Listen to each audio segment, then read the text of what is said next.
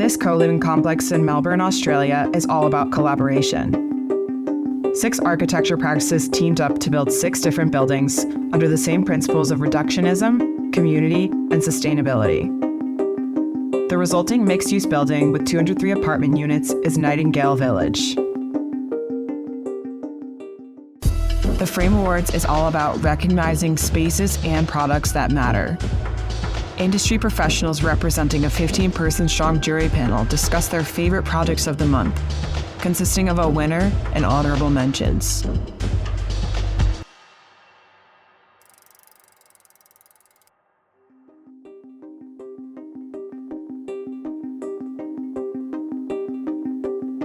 So the overarching design concepts of Nightingale Village is about sharing as much as we possibly can. And so that goes right into the nitty-gritty details of the projects around sharing services, sharing rooftop spaces, communal bathhouses on the roof or guest houses on the ground floor.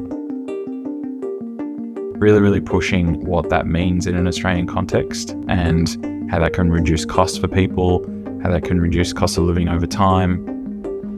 So one of the biggest challenges of Nightingale Village was taking what was old industrial warehouses and turning that into a really vibrant mixed-use area as to how that would impact the wider community and how we could integrate really well into what was already happening here.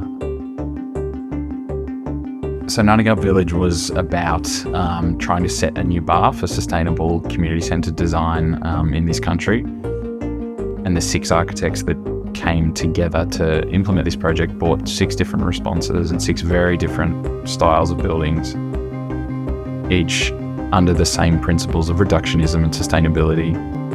We've been able to bring in 100% green power and sold to the residents at below market rates. Individual laundries are pulled out of people's homes and put onto communal rooftop laundries where there's, encouraging interactions between residents as they wash their clothes.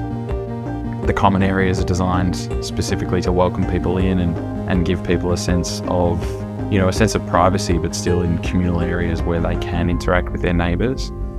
Generous rooftop spaces give people that sense of a backyard, which is often missing in apartment developments in Australia.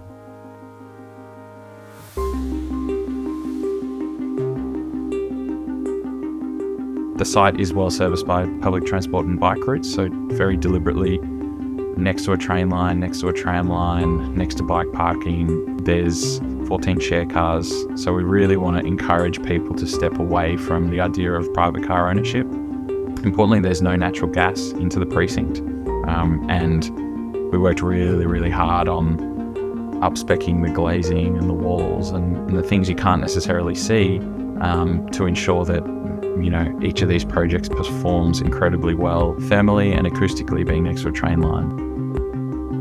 Our Frame Awards jury panel for May chose Nightingale Village as their favorite project of the month.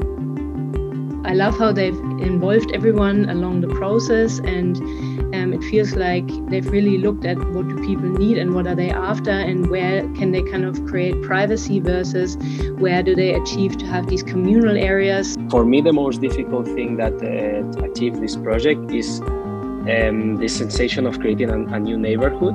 It's very difficult with such a big building not to create a negative impact on the surroundings.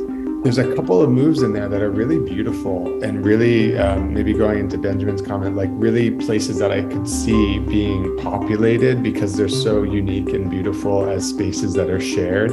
The idea that there are all of these different buildings that work together so well, but each have their own character and flavour and colour scheme. I felt it worked brilliantly together.